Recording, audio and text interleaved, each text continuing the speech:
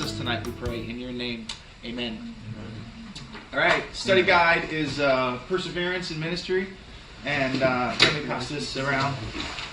Attendance, you go right here. All right. So yeah, download that. Quick story, start us off. October of 1850, long time ago, they discovered gold in California. You probably read stories about the gold rush, right?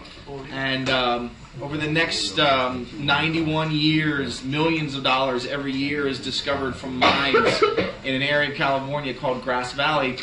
And so there's a man, this is a true story, there's a man named Michael Brennan, who's a 36-year-old journalist from New York. And he hears about all these mining claims that are going on, all the money that's out there to be made. And so a group of Irish New York investors decides to buy a mine, and they choose Michael Brenneman to be the guy to go and supervise it. So he uproots his family from New York. They sail all the way south, all the way around Panama, all the way back up the other side. And they build this beautiful house on top of this hill in California called Massachusetts Hill. And they start mining, and fully expecting they're going to strike it big just like everyone else does. And they do. And they start mining, and they start finding gold, and everything is going really, really great. And for a while, it was wonderful for a couple months. And then afterwards, they kind of hit some different veins, and then it would slow down, and hit some different veins, and they would slow down. And eventually, they'd kind of like, nothing's happening. They're digging, there's nothing happening. And so he just keeps pouring more and more money into this thing. And he's investing, and they're bringing in more workers. And they keep digging, and they keep going. And eventually he's out of money. And eventually his investors are gone, and he's still going and still digging. And so he starts to use his own personal wealth now. Because he believes. He's not going to give up. He believes. There's gold there in that mine. It keeps believing. And eventually he runs out of his own personal money. And so he has to lay everybody off, and now it's just him. But he won't give up. And he keeps on digging, and he keeps on mining. He's in the mine all by himself, and he's digging, and on it goes. And one day, one of his friends meets him there at the mine, and is at kind of the entrance of the mine one morning. And he says to his friend, he says, "Charlie," he said, "my dream is over. This mine has beaten me." And he decides he's going to give up. And that weekend, he and his family don't show up for church.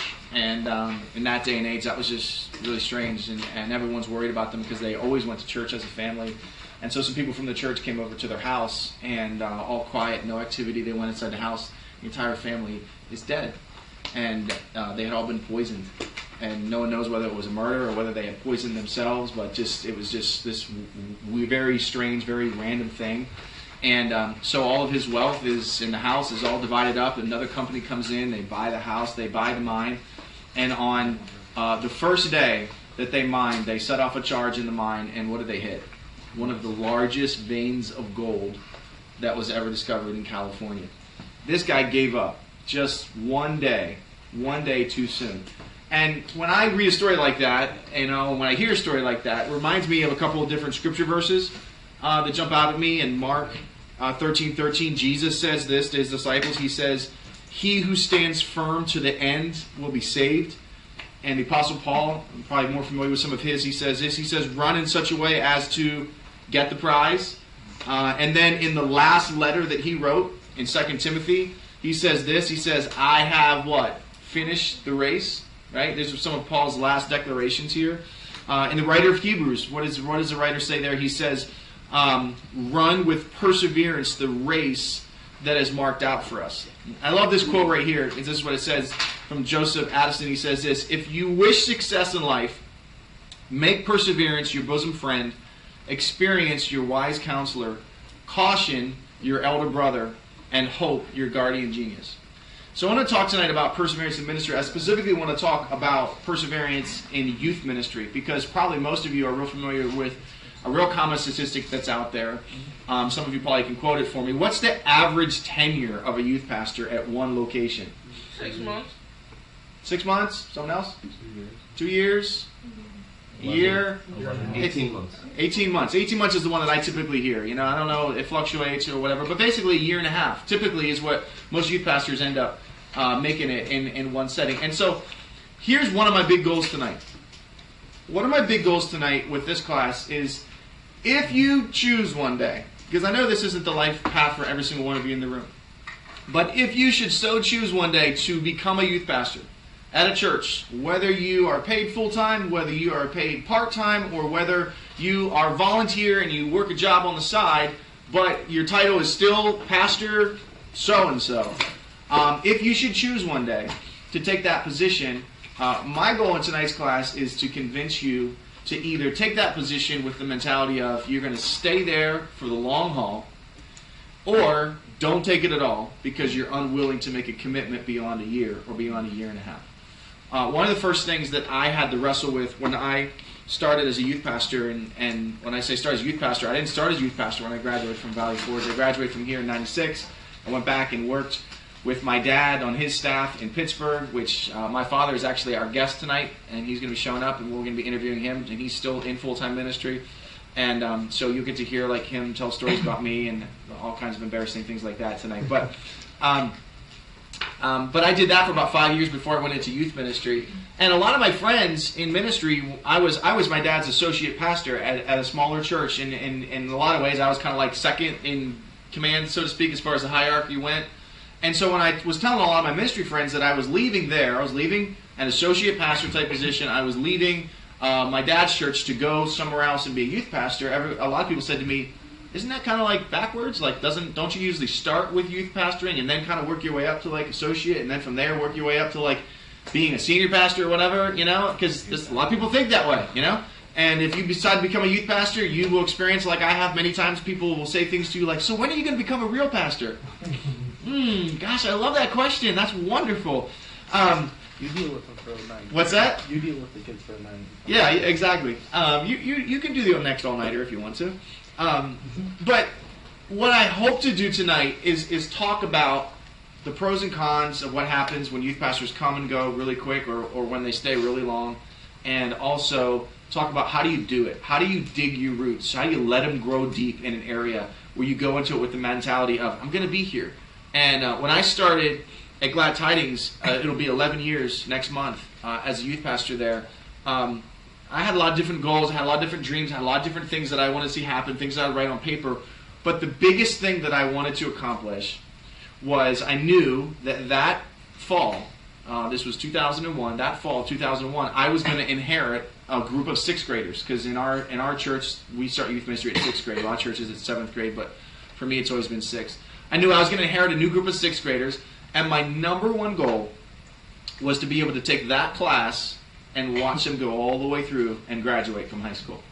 Above and beyond anything else that might accomplish, growth in the youth ministry, moving into the new gymnasium that at the time they were getting ready to build, all these different things that are out there, my number one thing was, I just want to see these sixth graders graduate from high school. And you have to go into youth ministry if you're going to be a person of longevity, especially at the same place.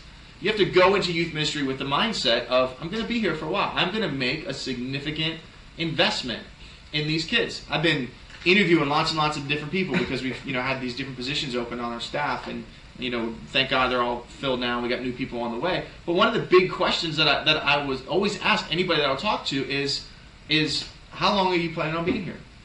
And that's a tough question to answer. No one necessarily wants to commit, and and we don't do contracts and you have to sign for X amount of time. But for me, I'm always just like, how long are you planning on being here? Because the last thing I want to do is hire a guy that's just looking for a quick jump or a quick status thing, or hey, I'm going to this new place and be there for a year and a half, and then I'll take the next best opportunity that comes along. I want somebody who's going to come and do the same thing that I've done for my kids, and that's invest. I grew up in a youth ministry. This is probably the reason why I'm wired this way as far as longevity goes. I grew up in a youth ministry where I had the same youth pastor from the time I started youth ministry all the way through the time I graduated. And in total, he was there for 12 years as a youth pastor. So I haven't even lived up to like his mark yet. How many of you, show of hands, had the same, those of you that grew up in church and grew up in a youth pastor, how many of you had the same youth pastor from the time you started to the time you finished? Hands up. 1, 2, 3, 4. How many of you had 2 or more? 3 or more? 4 or more? 5 or more? 6 or more? 7? 8? 9? How many? Somewhere between 10 and 20. Wow. 10 and 20? That's like a big gap there, 10 and 20. Well, you figure I went to 2 different churches, but they Okay, wanted so to that's a become part of one. that's a part of the equation there. They want to become one. And so we're going to talk tonight. We're going to talk about. I want to talk about. Let's talk real quick about the benefits. Benefits of having the same youth pastor all the way through junior high and senior high. Some of you have experienced this, but it wasn't the majority. It was only 4 of you in the room. Count myself, so there's 5 of us out of the 25, 28, 30 of us that are here tonight. So here's some of the benefits, and these pick up with your notes here and fill in the blank. Number 1, consistency. And that's kind of the obvious one. Students are offered the consistency instead of learning from multiple people. Now, that's a big deal. That's a big deal when it comes to discipleship. Instead of students, and here's what happens. Every time a new youth pastor comes in, what happens? Change takes place, right? There's a new philosophy now.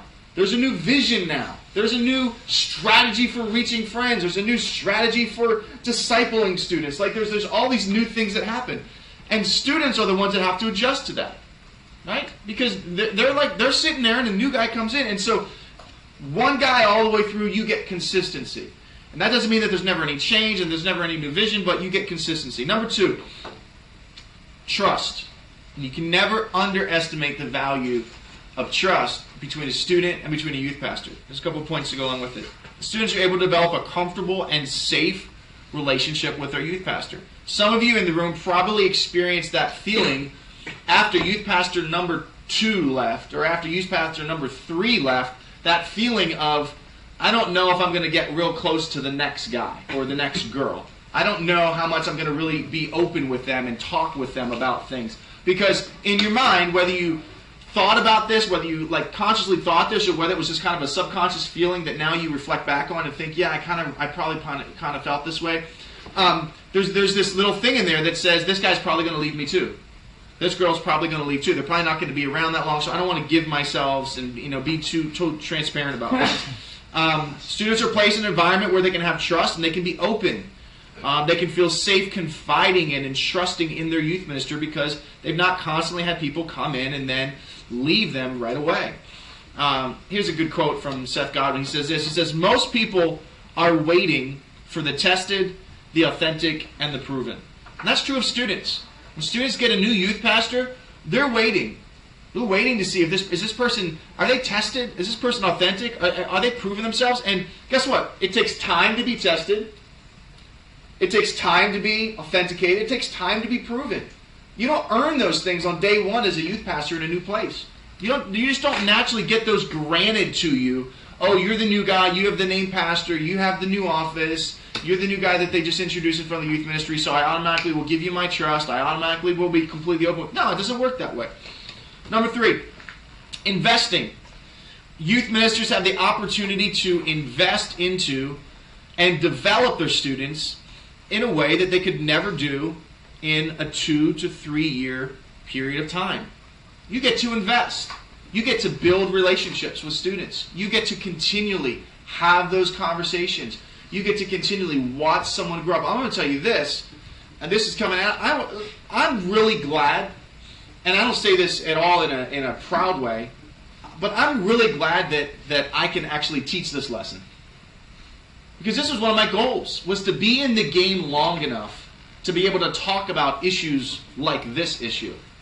Because a lot of guys are just one-hit wonders. Show up at a youth ministry, splash, big change, big numbers, big growth, another church calls, better opportunity, better paycheck. I get to move from being, someone who works a full-time job and does youth ministry on the side, or I get to go from someone who's a part-time guy with no benefits and no health care to now I get to be full-time, or I get to go to a larger church somewhere.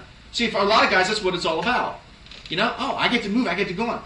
You can never have that mentality going into youth ministry if you're going to last and be somewhere long and be a person of longevity. You have to go into it with the mentality of, I'm going to invest in these kids. What is one of the things we always say about youth ministry?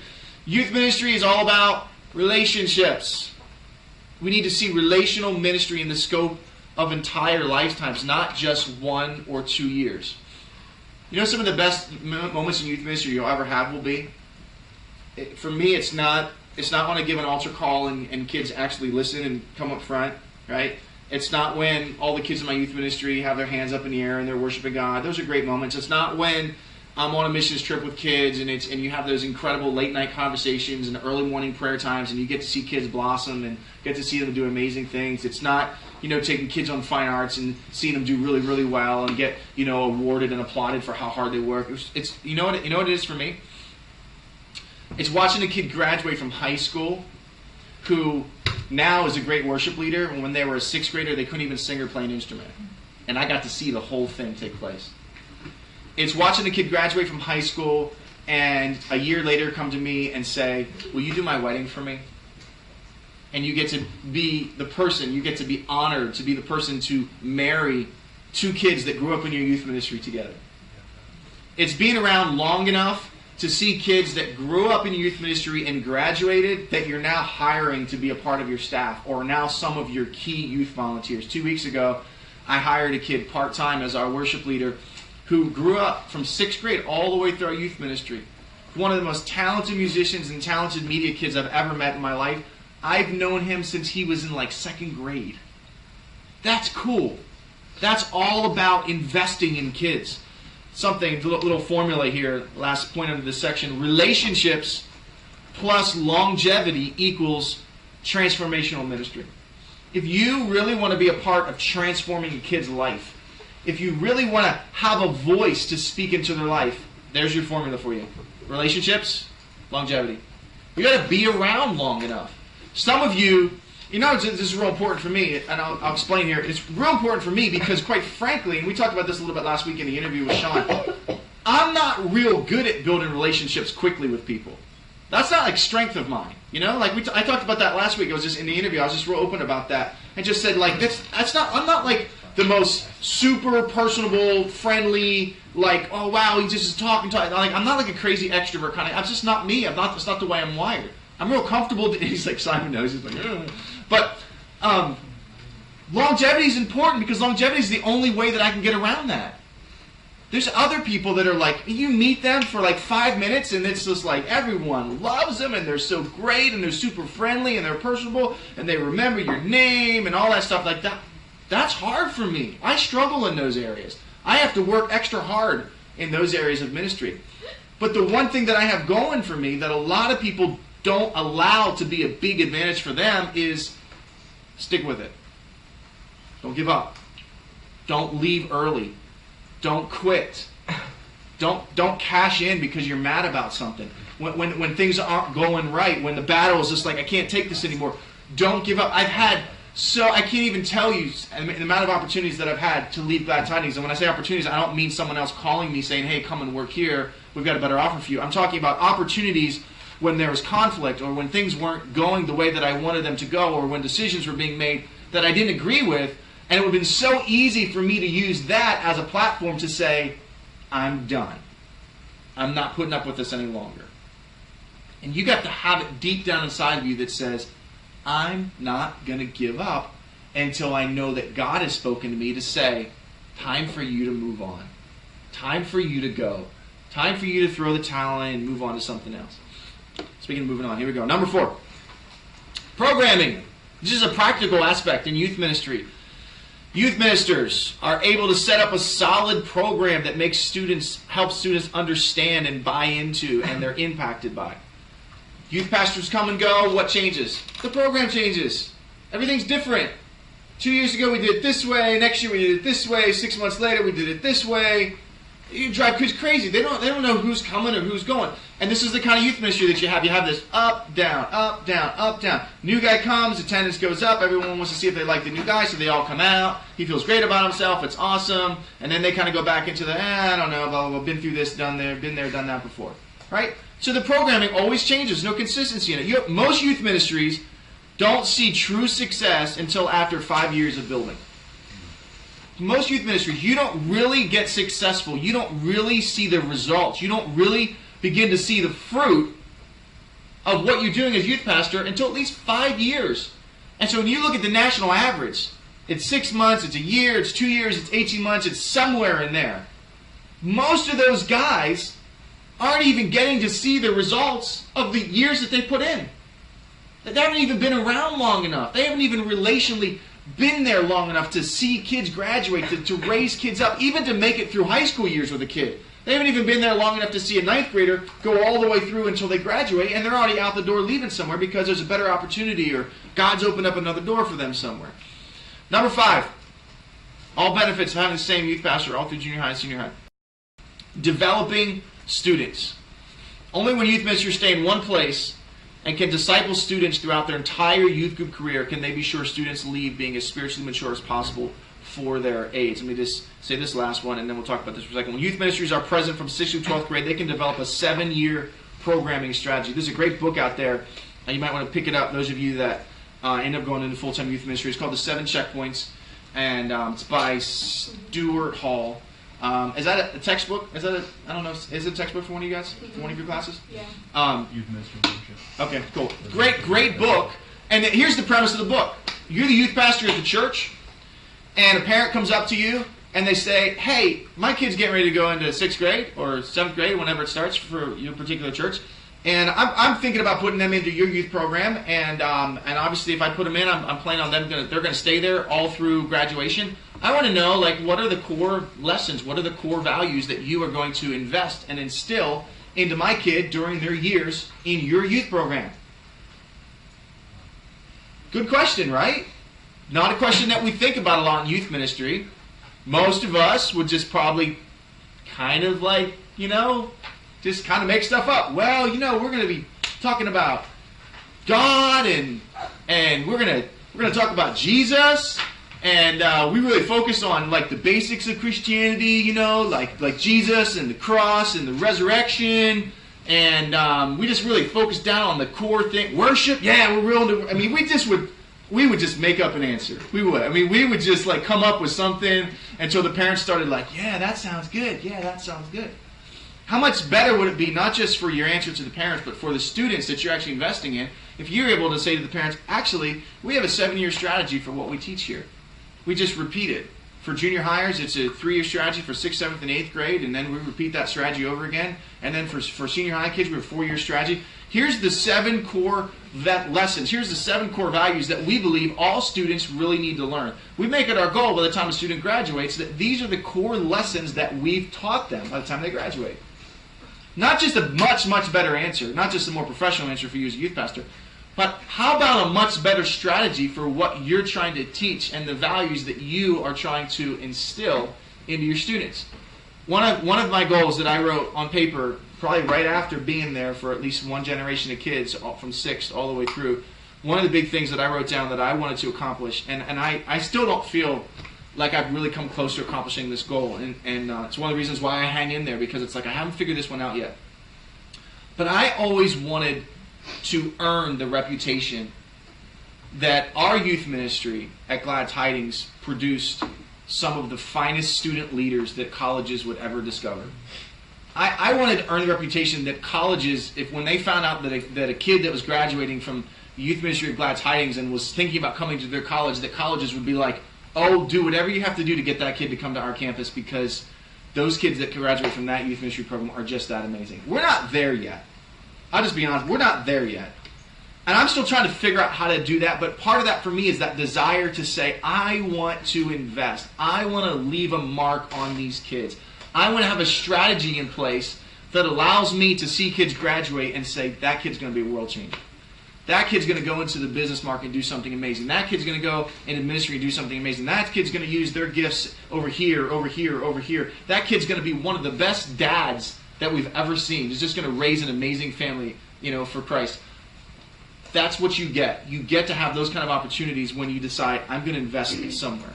How do you do it? How do you stay in the game for the long haul? Number one, this is how I do it. And there probably is other things that could add to it, but here you go. Set your mind on being there for an extended period of time. I know that's profound, right? Like, wow. But that's where it starts. You just set your mind on it. Before you take the job, before you say yes, before you get so excited to tell that pastor on the other end of the phone, yes, I'm coming, make sure that it's a place that you feel like this is somewhere where I can go and somewhere where I can grow for at least 5 or 6 years. If you don't feel that good about it, trust me. Like if you're looking at a job opportunity and your thought is, I think I could see myself maybe being there for a year or a year and a half or 2 years, then just say no. Just up front, just say, you know what? I'm not comfortable yet. Just go into it with the mindset of, I'm going to be there. A couple bullet points here. No matter what we do, if we're committed to being there for a long time and not just a short stint, you'll have better success. It's about a mentality. Just saying, you know what? If I'm going to make a decision, I'm going to stay there for a while. Let your roots grow deep. That's where God puts you. Dig down and give all you got. Plan on staying. This is what I've always said. Anytime my wife and I have ever gone through a season at Glad Tidings where we've started to wonder, should we go? Disagreements or battles or just all kinds of stuff that everybody goes through in any church that you're at. So I don't say those things because I think that my church is like better or worse than anyone else's. We're just a church full of imperfect people with imperfect leaders, and stuff happens. And I don't care where you go, there's stuff. And there's going to be things that happen that are going to rub you the wrong way and you're going to disagree with, and that's just life. But my wife and I have always said this. We've always said, you know what?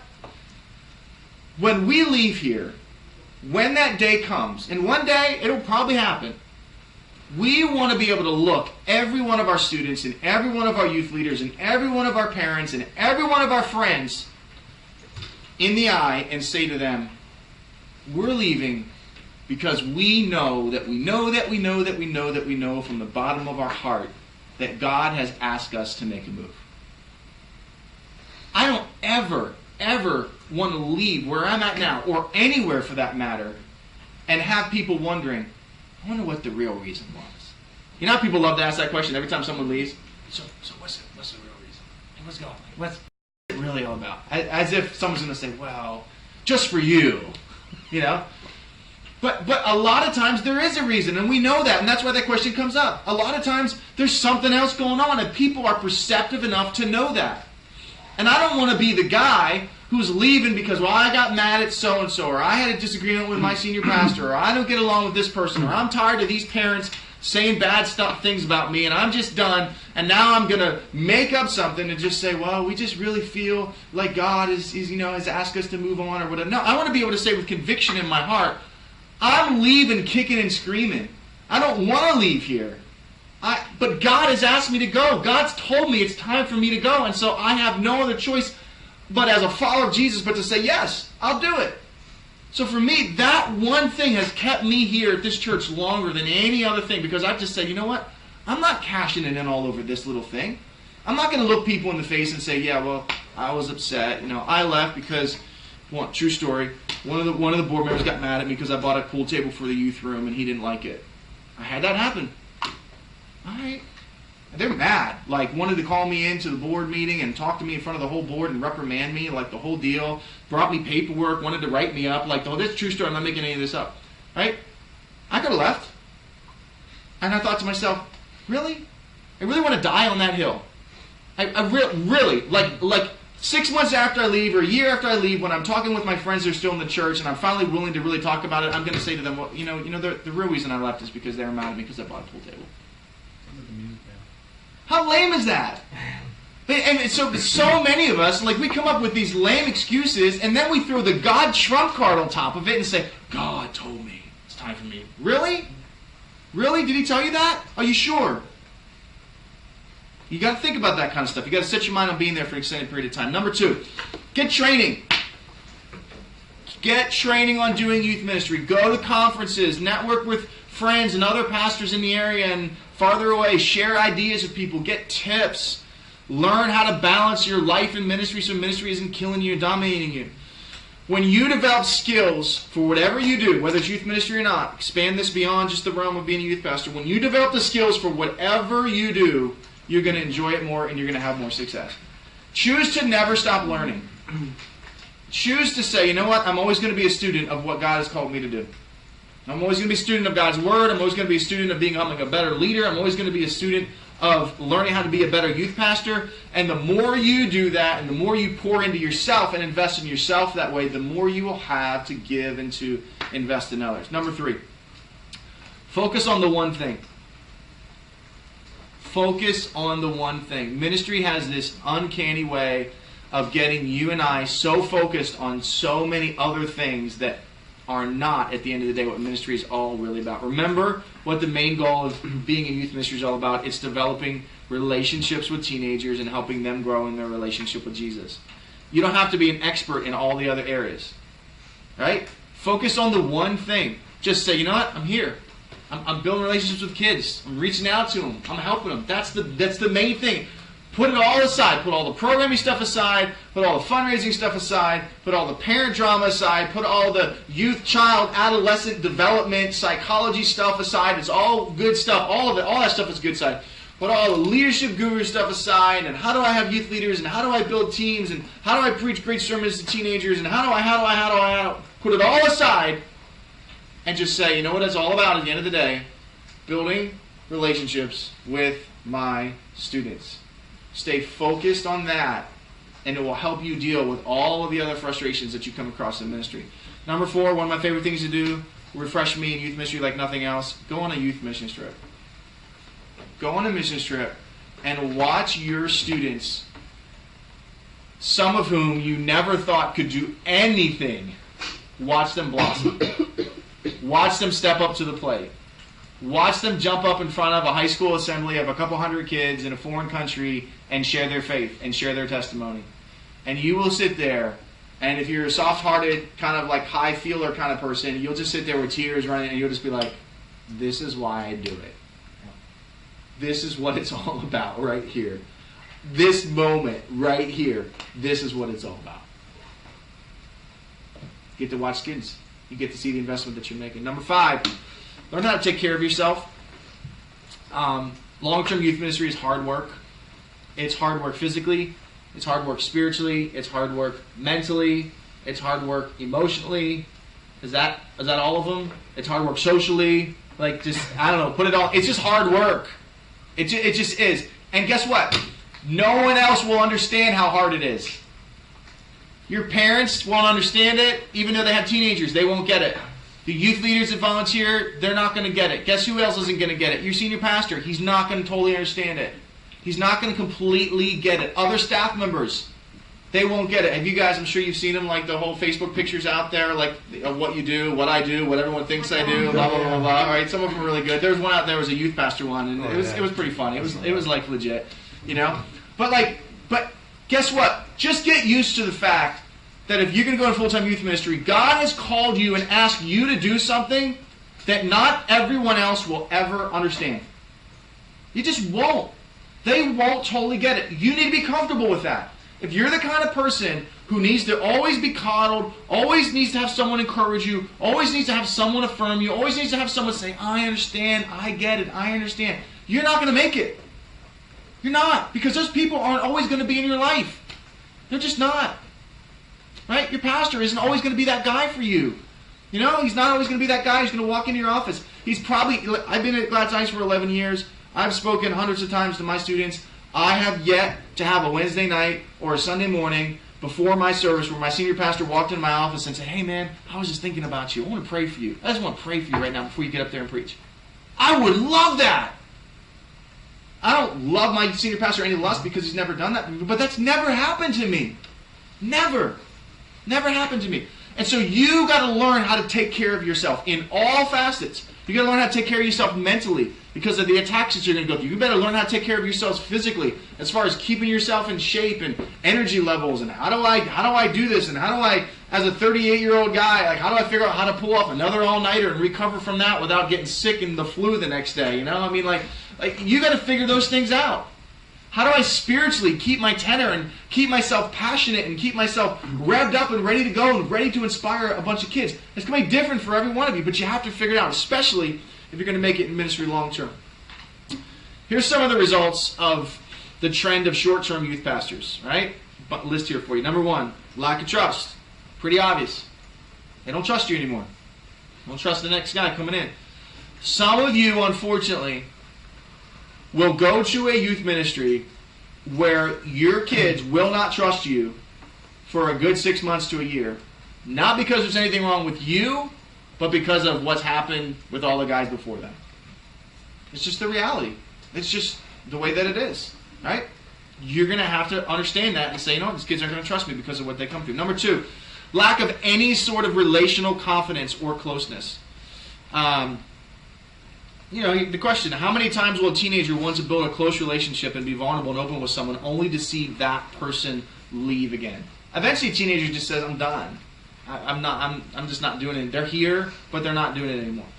Number 3, lack of effective continuity accomplishing any sort of vision or plans. I'm sorry about my spelling mistake there. My grammar is really bad there. Any or sort of, yeah.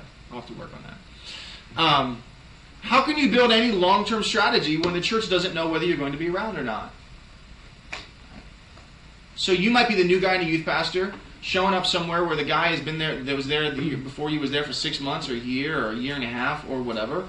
And just understand that you're going to have to build some trust. You're going to have to build some continuity. You're going to have to build some relationships, realizing that because of what's happened, because of the shaky foundation that was laid before you showed up, you're going to have to overcome that before the church is willing and ready to buy into whatever vision you have for ministry. That's just the reality, but these are the results when guys come and go. Number 4, discourages people from supporting or buying into the leadership and what is trying to be accomplished. People are just like, forget it. I don't want anything to do with it. So you could find it really, really difficult to recruit brand new youth leaders. Why? Because they're like, every youth pastor that comes around, I try to get involved before, something happens, then they leave, God told them to go. Number 5, it builds strongholds of unbiblical leadership patterns. Where do you and I see in the Bible leaders coming and going? Where do we see that? Judges. And it wasn't good, was it? No. It wasn't good at all. When you look at healthy leadership in the Bible, you look at leaders that were there for years, for generations. When you look at the effectiveness of some of the prophets, why were they so effective? Because they were there. Because they never went anywhere until they died. They were making lifelong commitments to different places. Now, I have such respect for guys like Mark Batterson and Rick Warren and guys like that, not just because of the books they've written and stuff like that. But one of the things that they're real public about is that they say, I ask God, take me somewhere where I can stay for my entire life. What an amazing prayer for people like us to pray when it comes to ministry. God, take me somewhere where my roots can grow deep, where I can be there and I can raise a family and I can invest my life into kids. And they don't have to worry about, is he coming or is he going? Consistency. It becomes a real unbiblical leadership pattern in our churches when people come, go, and come, and they go. And the people in the church are the ones that suffer at the end of the day. Number 6, it kills any sort of risk-taking or environment for change. Great question. How does the church trust us when we say God has called us to minister to them, and a year later, that same God seemingly has called us to lead them? How does that work? Is our God that schizophrenic? He can't make up his mind? So he tells Aaron to go to this church, and then a year later he says, it's time for you to go? Really? Now, I'm not at all suggesting that that's never happened in the history of Christian leadership. I'm not. I understand. There's certain situations and certain cases. I get it. But I'm so sick and tired of seeing young guys start out in youth ministry, have a bad experience for a year and a half, and then play the God trump card and say, God told me it's time for me to leave. If you're going to do that, if you're going to go somewhere, if you're going to make the mistake of going to the wrong place, if you're going to make the mistake of jumping at the first job opportunity that comes along because it seemed like a great opportunity, so you decided to take it, you didn't pray through it, you didn't fast through it, you didn't do your homework like they're doing on you, you didn't Facebook stalk them and call their references and ask questions about who they were, because the interview process is a two-way street, trust me. And when I went to Glad Tidings, I had more questions about them and who they were than what they had about me and who I was. Right? You didn't do your homework. You made a bad decision. You found yourself in a church situation where you don't agree philosophically, where there's lots of tension, where there's lots of disagreement. At least be man enough, or at least be woman enough to look people in the eyes and not say to them, God told me to leave. And just say, you know what? I've discovered this is just not a good place for me to be. I've discovered that I just don't really fit here, and my gifts and philosophies don't really fit here really well. And so, for your benefit and my benefit, I need to leave. Yes, that's painful, but it's honest. Because what we do is we destroy the work of God in the lives of students and adults because we always use God as the scapegoat for every bad decision that we're making. You know what I'm saying? We do this all the time. Oh, God spoke. God. Are you sure? Be really careful before you say that. Be willing to look people right in the eye and defend that to the day you die. No. No, I know that God spoke to me. A year ago, right in the middle of teaching this class, I started to really think that maybe I should leave Glad Tidings. It's a big deal. 10 years, 3 kids, just moved into a brand new house. Like, roots are pretty deep. There's drama going on. There's some stuff going on I wasn't too happy about. And I just was like, you know what? I'm going to go back to what I've always said. If I ever leave here, I'm going to be able to, with my whole heart, in total and pure transparency and authenticity, be able to look people in the eyes and say to them, God spoke to me. So I did the only thing I knew how to do. I just said, you know what? I'm just going to fast. I'm just going to fast. I'm just going to pray. And God's going to answer me. I did a 21-day fast. Never done that before. Lost a lot of weight. It was really cool. Wasn't the reason why I did it, but good benefit. And I just said, God, you got to speak to me. Because I am not going to make this huge move. I'm not going to uproot me and my wife and my family and everything that we've worked for the last 10 years without really knowing that I heard from you. You know what I heard from God? You're not done. You're not done. You know what God reminded me of? And sometimes you need moments like this. When you want to quit so bad, you need moments of prayer and fasting where your spiritual receptivity to the things of God and the voice of God gets really, really sensitive. It's one of the best reasons why I fast, is because it's like, spiritually, I'm just like, I can catch everything now, instead of all the other junk that goes around. And it doesn't have to do with food. It has to do with just input into our lives, not just what we eat, but media and listening to and all that stuff. But you just start to hear God's voice. And God just began to speak to me, and God just say, Aaron, every single dream that you've ever had in ministry that you haven't accomplished yet is a youth ministry dream. Why in the world would you leave now? Why would you do that? You're going to have those seasons in your life. It's not going to be easy for you to stay somewhere for 4 or 5 or 6 years. It doesn't get easier after you make it past 5. Sometimes it gets even harder. Because now all of your other ministry friends that you went to college with, right? They're all now senior pastoring somewhere. They're out planting churches. They're like doing all this cool stuff. And what are you? You're still a youth pastor? I go to district council now, and all my friends, I get every time, I don't even like going anymore because all my friends would come up to me like, so dude, like when are you gonna become like a senior pastor? I'm like, why? What am I gonna do what God tells me to do? I'm doing it right now. Don't use God's will and don't use lame excuses about God said to me unless you know that God said to you. Last section here. And we'll get to an early break tonight, which will be cool, because we all want to end class early and go watch Latrell dunk on LBC. So, it'll be cool. No pressure, sorry. But we prayed for you, so you know. Here's reasons why we leave. These are all legit reasons why people leave. Number 1, frustration, failure. You're going to get frustrated. You're going to fail. You're going to make mistakes. It will happen. It will happen to every one of us. Number 2. Thoughts of not accomplishing anything. It's that inner voice inside of you that says you're not accomplishing anything. You're putting all this effort into things. You're not seeing the results of it. You're not going to see the results unless you stay around long enough to see the results.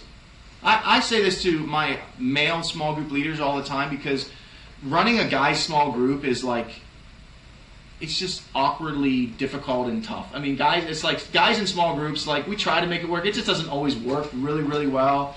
It's rough. God bless, like Holden, he comes down and tries to help me out with our toughest group, which is like 9th grade guys. All they want to do is kill each other, tackle each other, fight. It's just, whatever. And girls, the girls are like praying and like they're like crying and tissues, and it's just like this wonderful, amazing spiritual experience. And guys are just like, they're just tough. I tell my guy small group leaders all the time, especially my varsity guy leaders, that they start with a group of guys in like 9th grade. And my small group leaders typically make a commitment to see kids through graduation. I can get that. You know why I can get that kind of commitment on my small group leaders? Because I've done it for 11 years. So I can look at my leaders in the eyes and I can say to them, I'm not asking you to do anything that I haven't been willing to do myself. Watch these kids graduate. Start as a 9th grade leader. Take them all the way through. All right, Cool. Ninth grade's frustrating. 10th grade's frustrating. I'll tell my guy leaders all the time, I'm like, listen, right now it's going to feel really bad.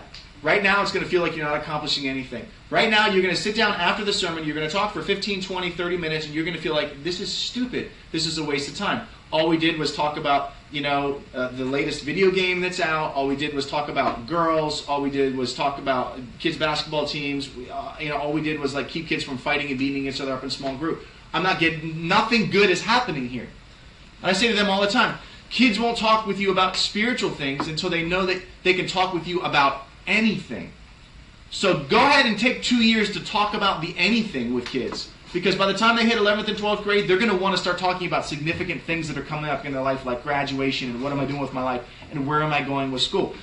But the problem is, in our head, and we do this as youth pastors, not just volunteers in small groups, in our heads, we're telling ourselves a bunch of lies. I'm not accomplishing anything. There's nothing good going on here. I'm not seeing any fruit.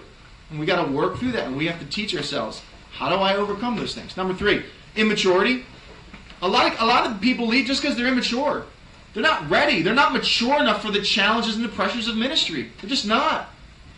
And so learn that here. Learn that now. College for you needs to not just be about education, book smart, street smart, up here in the head, what do I do? But it needs to be an opportunity for you to grow and mature as a person and as a leader, so that when you step into those roles, when there's parents who are twice your age, right?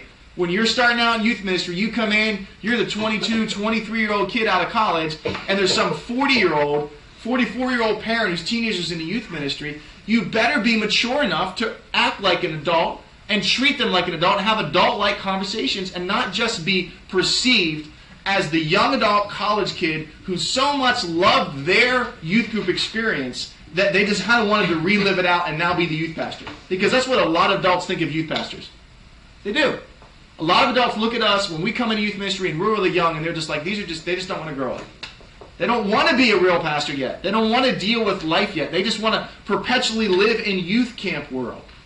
And another one of my goals when I came in, and these are all connected with longevity, was I wanted to be around long enough for my kids to grow up and be old enough to be in the youth ministry, so that I could start looking parents in the eyes and say to them, parent to parent, let's talk.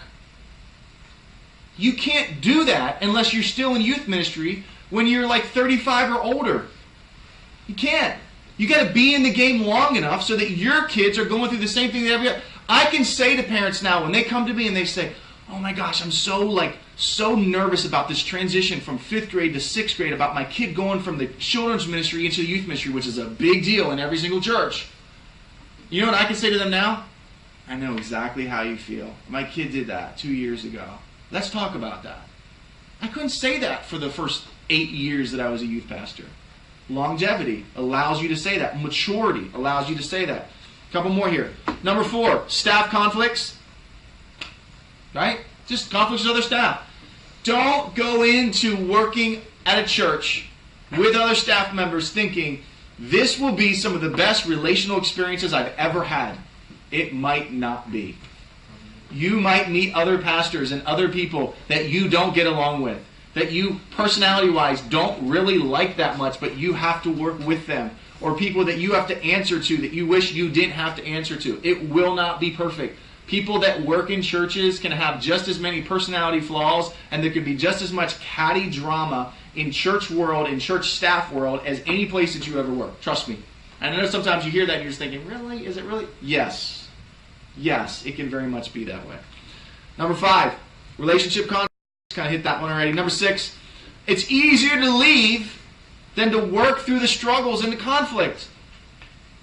It's so much easier to do that. It's so much easier to pack your bags, to take your ball and run and say, I'm done. I'm done playing the game. I'm finished. Forget it. See you later.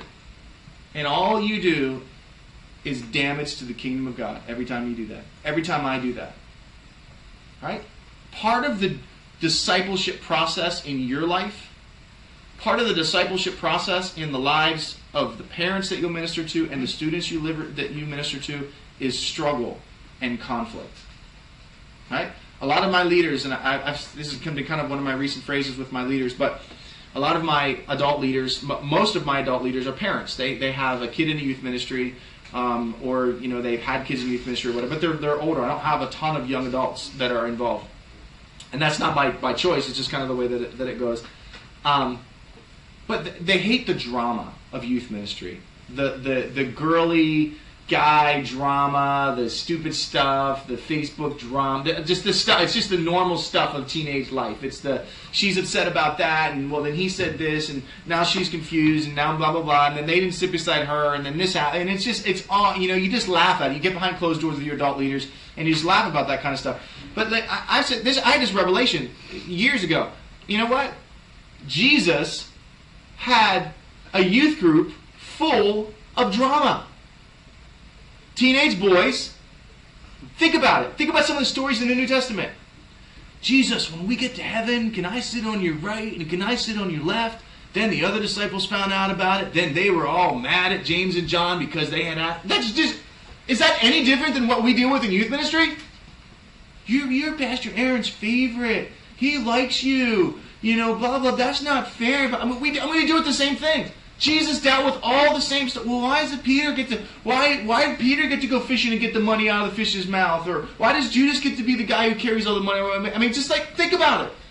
Read through the New Testament and read through the interaction with Jesus and his disciples with a different lens, and you'll find out Jesus was like the ultimate youth pastor, right? Because he had a bunch of young Hebrew boys that all were trying to figure out how to be cool, how to fit in, how to be, the better guy, the big mouth guy, Peter over there, and John, who's like the closest to Jesus, and all the disciples are like upset with him because he's the beloved disciple, he's Jesus' favorite. It's all drama.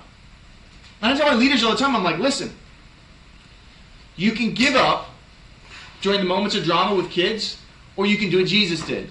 You can leverage every one of them as a teaching moment. And you can thank God that those kids love you enough to actually have the drama in front of you so that you get to see it and you get to respond to it. That's what Jesus did. It's easy to give up. It's easy. That's the easiest thing to do. Struggles. It's difficult. It's tough. I'll just give up. Last one here. Grass is greener on the other side mentality. Better position, better opportunity, better money, better benefits, better for my family, opportunity for a bigger house, whatever. This is grass is greener on the other side mentality. Here's the truth. The grass isn't greener on the other side. You know where the grass is greener at?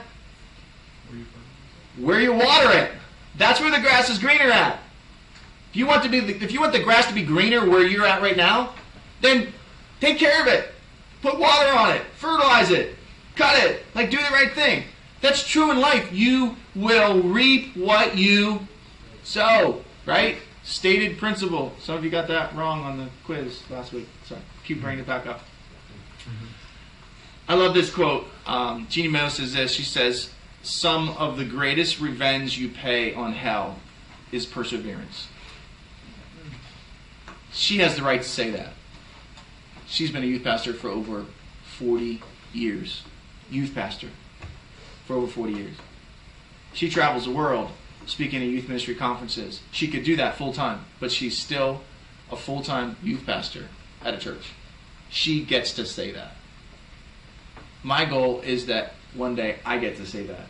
Is that people like you get to say that. To say, greatest revenge I could ever pay on hell is perseverance. Last quote, and then we'll take a break. Thomas Edison said this. He said, many of life's failures are people who did not realize how close they were to success when they gave up. Don't give up. Don't give up. Stay in the game until you can look people in the eye and from the bottom of your heart be able to say to them, God spoke to me. One day, when I leave where I'm at now, I want to be able to say it with tears in my eyes because I'm so sad that I'm uprooting myself and my family from an amazing season of ministry. But I want to be able to say it with tears in my eyes and conviction in my voice, knowing I have done everything in this place that God has asked me to do. And the only reason I'm leaving now is not because it's a better opportunity. It's not because it's more money. It's simply because God has spoken to me and said, it's time for you to go.